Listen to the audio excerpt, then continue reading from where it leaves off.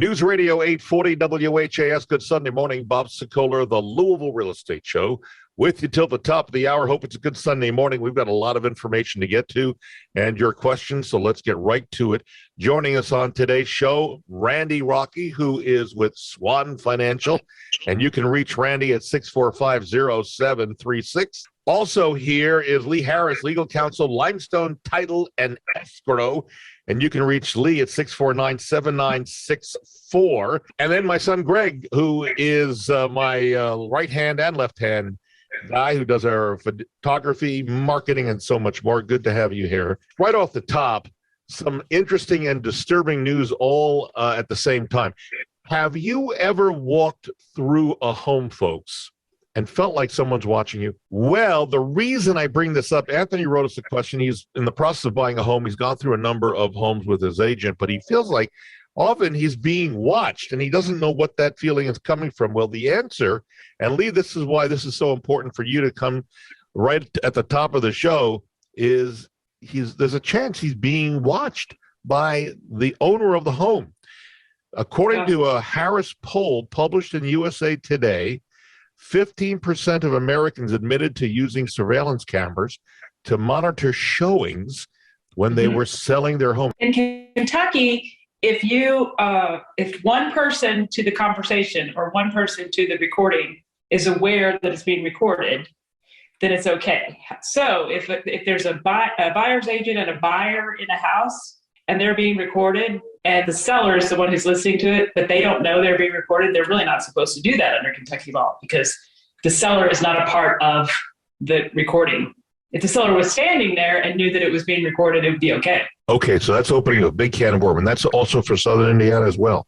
I don't know the Indiana law on that. But okay, because you're licensed in Kentucky. I got it. I know. I see where your head's going with that, Bob. But because we do so many listings with cameras and things of that nature, and I think, Lee, correct me if I'm wrong, I think to bring it full circle real quick is that you just can't use that type of stuff. Like, it's one thing if it's, I've got cloud services. You've got friends that are coming over. Legally, do I need a sticker on my door that says, I have a Ring doorbell, it's right here, can you see it when you're walking in and you're being monitored? Or everyday life? But I think it's like in the legal sense, like you can't use that in a court of law without the other party knowing on the legal sense. But when you're looking at it as a listing, just be careful what you're saying, right? The very first time I heard of this happening, it was years ago when people started getting a Ring. And an agent called me and he said, oh boy, he said, we went around the house and then we went out on the front porch and didn't realize they had a Ring and that they were listening and they were recording everything. Yeah. And they talked about, oh, we love this house so much and we're willing to pay this and da-da-da-da. And, then they realized the seller heard it all. So of course they didn't have much bargaining room then. One caveat, smart speakers have they have the ability to record as well as the ability to listen in as a communication device.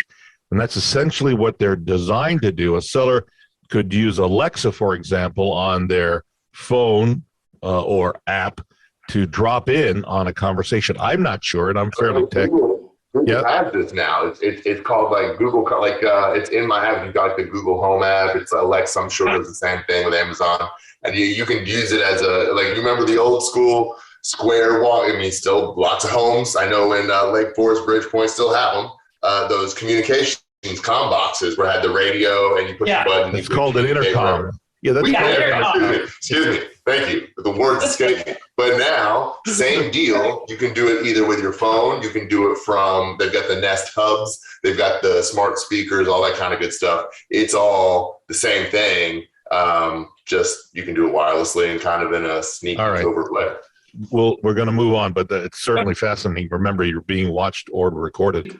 Arnie is writing in that he's buying a condo, but apparently there's some sort of investigation going on in the condominium complex world, and at this one that he's buying, about the decks and railings there. Apparently, an underwriter will not allow the loan to close because the report on the safety of the decks and railings has not been filed yet. And Arnie wants to know if you've heard anything about it and what can he do about that.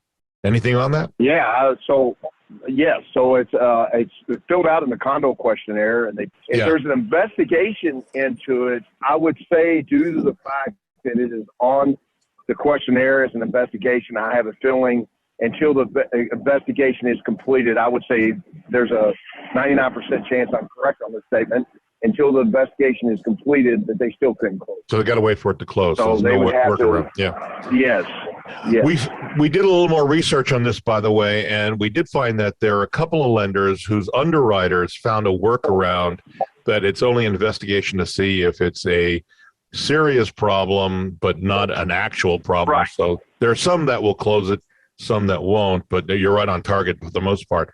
Most loan banks, mortgage companies won't do anything until it's physically report's been filed. So, all right, let's keep moving on because we got a lot going on. By the way, we're in our COVID show momentum here. And what that means is that as we are doing these shows on Zoom, which is why the sound may sound a little weird and spotty at different times, we do them on Zoom, put them up to YouTube. You can see a rebroadcast of those shows by going to LouisvilleAnswers.com. That's LouisvilleAnswers.com. Send us an email with your questions rather than calling in.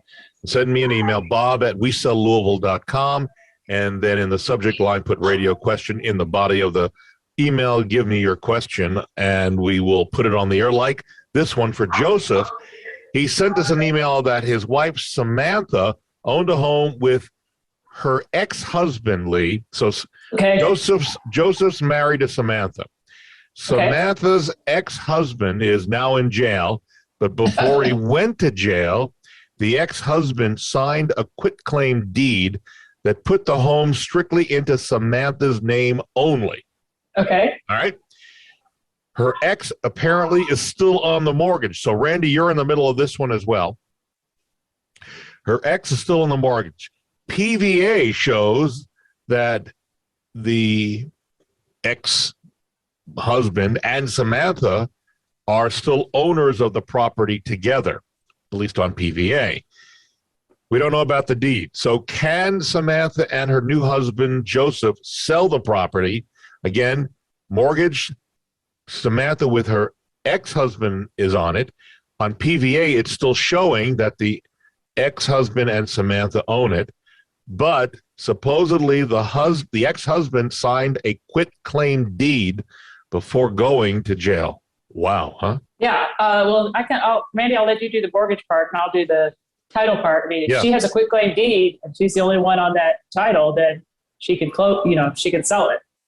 Her new husband's obviously. That is correct. Yes. Yeah. If her new husband's obviously going to have to sign because now he has dower interest in the property, but the old husband, since they're divorced and he signed off, he should be out. What they usually do is they ask the person who signed the quitclaim deed over, they have the person who owns the property now, they have 6 months to refinance it.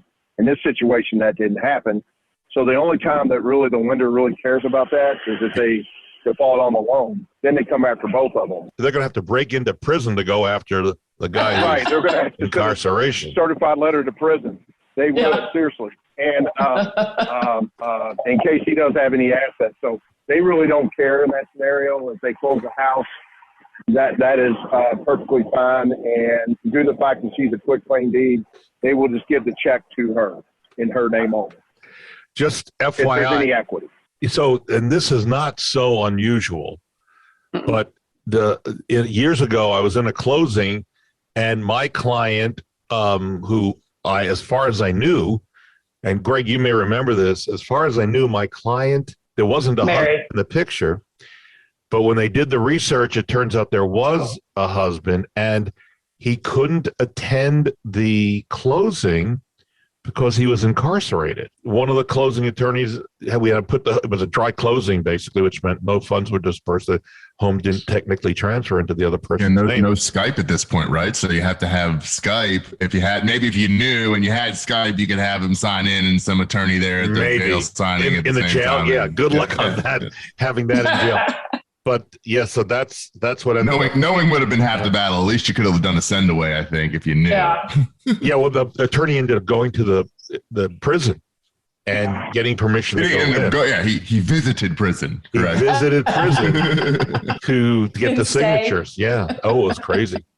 Yeah. If you are looking to think about selling your home, all you got to do, if you want to reach out to me we can help you day or night, no cost, no obligation to get me out there to talk about it. Bob at WeSellLouisville.com is the website to go to, or BobSellMyHome.com, or SellMyHomeBob.com. They give you enough choices, or call me 376-5483. We're going to take a break. When we come back, more of your questions that are just piling up here. With us, Randy Rocky, Swan Financial, 645-0736. They do a great job. They get you pre-approved, ready to close quickly, and do a great job at that. Also, Lee Harris, Legal Counsel, Limestone Title and Escrow. They do a phenomenal job at what they do. And you don't forget, when you're over at Limestone, to try some of their cookies, which are really good. You can reach Lee at 649-7964. And my son, Greg, is here with us. And we will come back in just a moment. By the way, Greg does all of our marketing, photography, and as we now say, and so much more.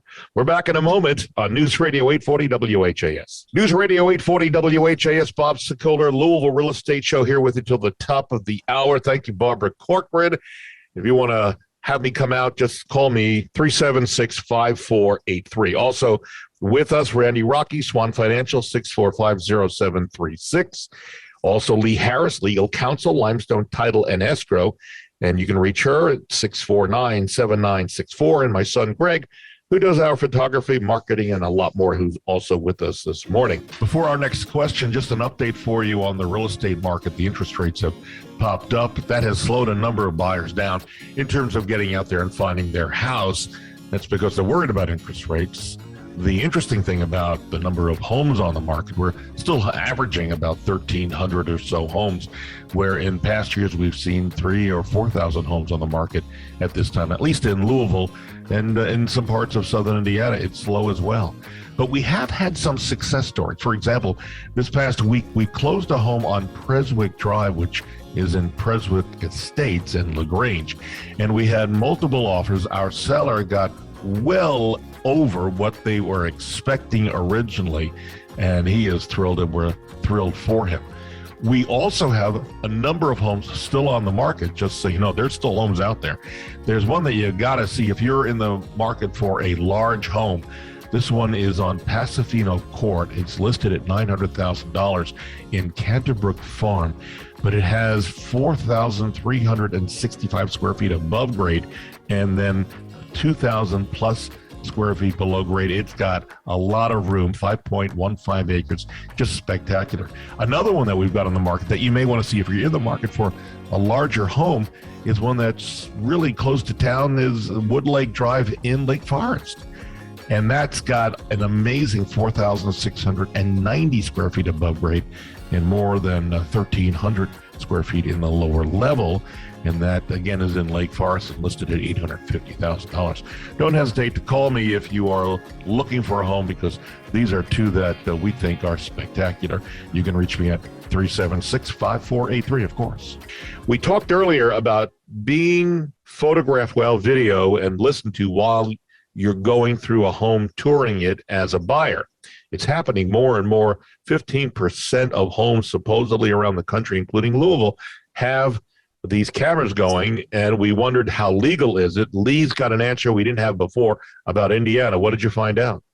Indiana is also a one-party consent state, so the law is the same as it is in Kentucky. One person to the conversation has to be aware conversation is being recorded for it to be legal.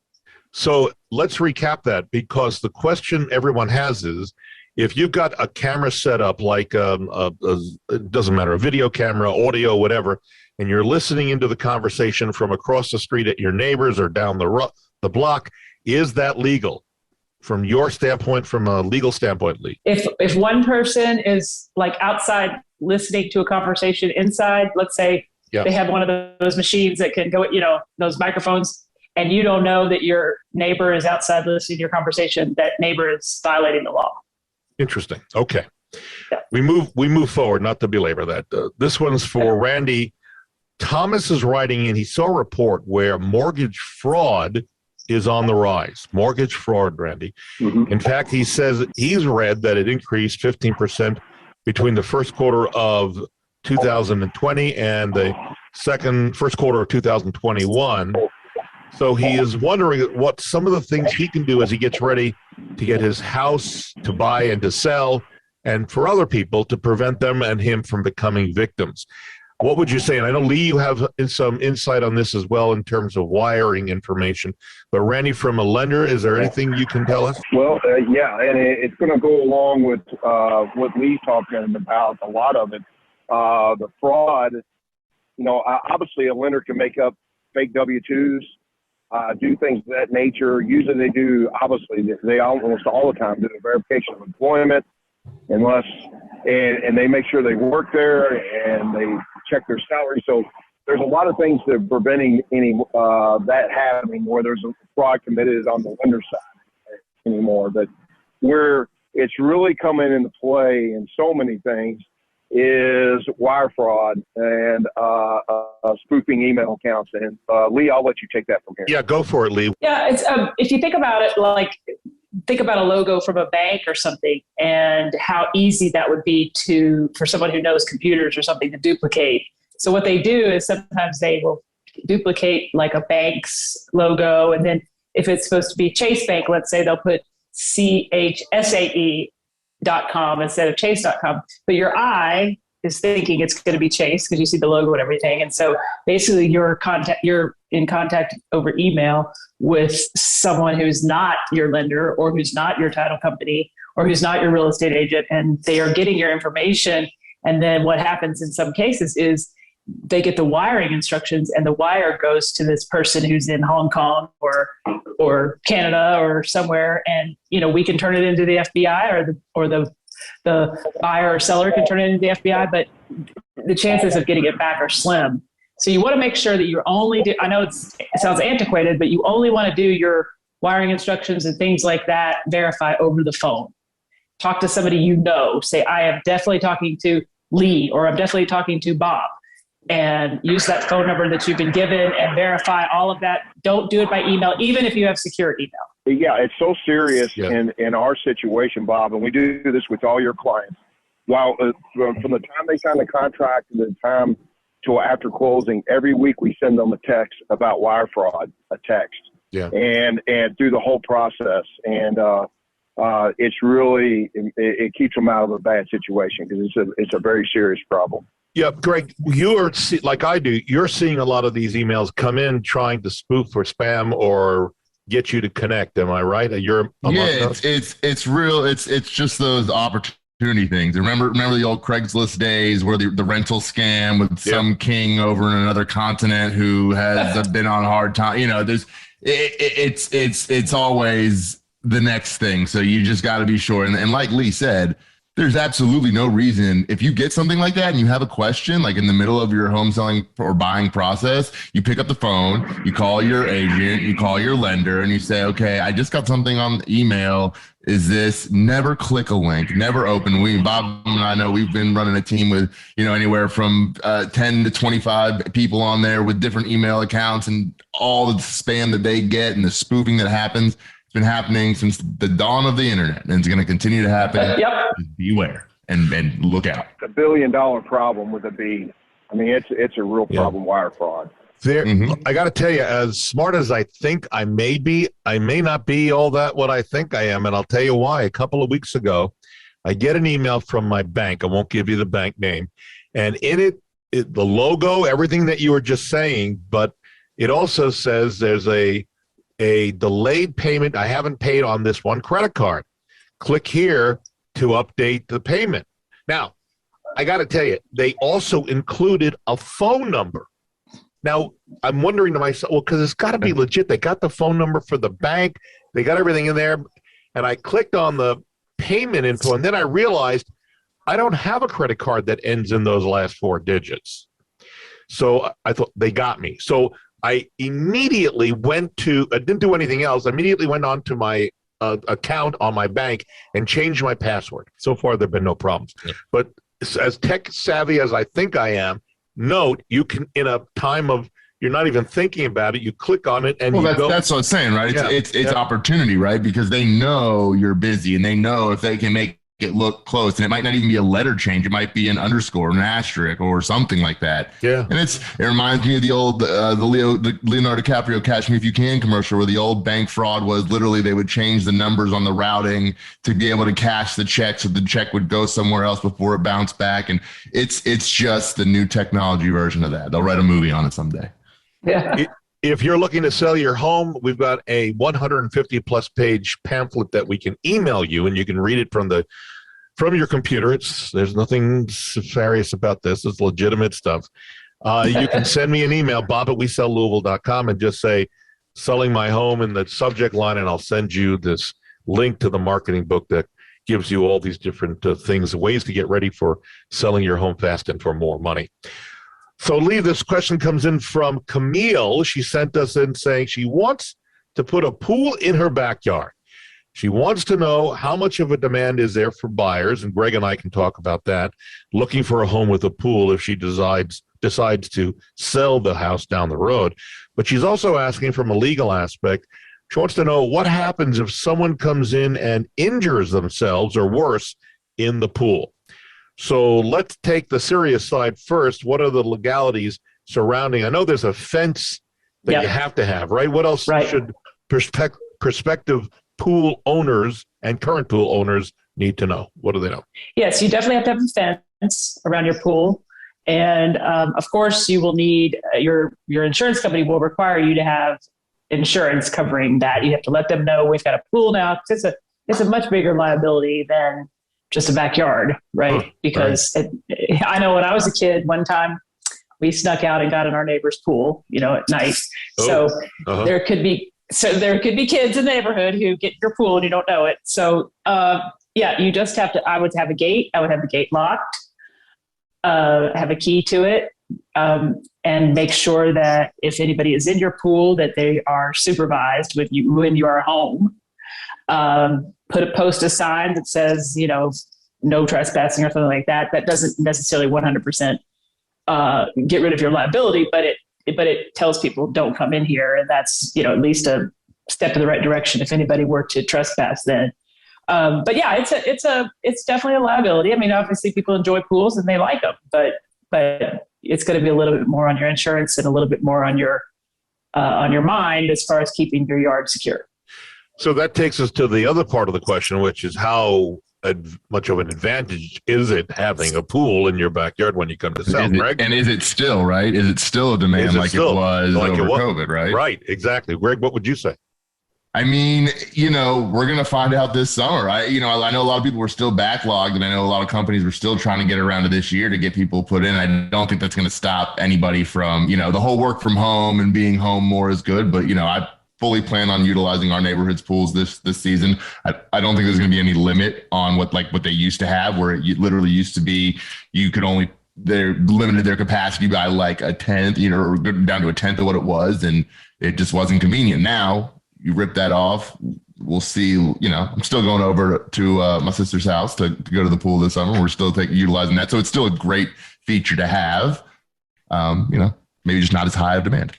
And what we found in the past, before COVID, that at least, I would tell you, 10% of people looking for homes are looking for homes with a pool. But with COVID, that increased dramatically. Maybe 20 or more percent of people were looking for homes with a pool, or in a worst case scenario, a home that could have a pool put in the backyard. Well, and most importantly, we talk about would it decrease, right? Would it decrease the odds on? But we see there's so many buyers still in the market. There's no way that they're gonna be deterred when I just saw somebody hold an open house on a Thursday afternoon. Yeah. In a $500,000 price point with 20 people that showed up on a random Thursday afternoon for an open house because they saw the advertising. Was there a pool in the house? Was there a pool in the house? I don't know if there was. I want to say in that neighborhood, there might have well been a pool there. Well, you may remember last year we were talking that the pool companies were backed up for several years putting pools in. Just remind yourself that if you put the pool in, that you will not get back what you put in to put the pool together. So if you spent $75,000, you're not getting $75,000. So typically, I think appraisers may give you 50%, when you go to sell. But again, that's up to the actual appraiser. So, all right, We have a pool. I'm looking right now. It did have a pool. It did have a pool. Okay, good. It did have a pool. Finally, before we go, pets are playing an increasingly important role in shopping for a home. In fact, more Americans have become pet owners during the pandemic. They're looking for homes with pets. They want to make sure that when they buy or rent, they can have their pets. 43% of pet owners say they'd be willing to move to accommodate their pet. That's pretty good. That's according to a study from the National Association of Realtors. What's more, 68% of pet owners surveyed by Realtor.com say they would pass on an otherwise perfect home if it didn't meet their pet's needs. That's pretty interesting. Mm-hmm. So some of the things that pet owners are looking for. So Greg, you and I are both pet owners. Lee, I don't know, do you have a pet? I do. I do. Lee, you have a pet? Yes. Randy, how about yourself? Do you have, I think you have Yes, a dog. we do. You do. So agree with this. I think that these are some of the things that pet owners are looking for. And the first one, very obviously, you're going to say, yeah, that's of course, is a fenced in backyard without question, right? Then durable flooring. So the types of flooring where it, like carpet, not so good with a cat or a dog when they have an accident. Then a subdivision that has trails and sidewalks to walk your pet. Also adequate square footage for you to be able to have the pet indoors. And also an outdoor play area. So those are the top things, according to a new survey, that pet owners say that they're looking for. And if you're one of those who has those, make sure your agent, when you're selling your house, put some of those key items in the listing, so that will help attract the pet owners to let them know that you, in fact, have what they're looking for. We are out of time. My thanks to Randy Rocky, Swan Financial, 645-0736. Thank you, Mr. Rocky. Also, Lee Harris, Legal Counsel, Limestone Title and Escrow. Thank you for being here at 649. You got it, 649-7964. My son, Greg, who does our photography and marketing and so much more. And you can reach me anytime on my cell phone. I am here for you day and night, weekends as well. As soon as I'm off the show, you can call 376-5483. That's 376-5483. We're out of time. See you next Sunday on News Radio 840 WHAS.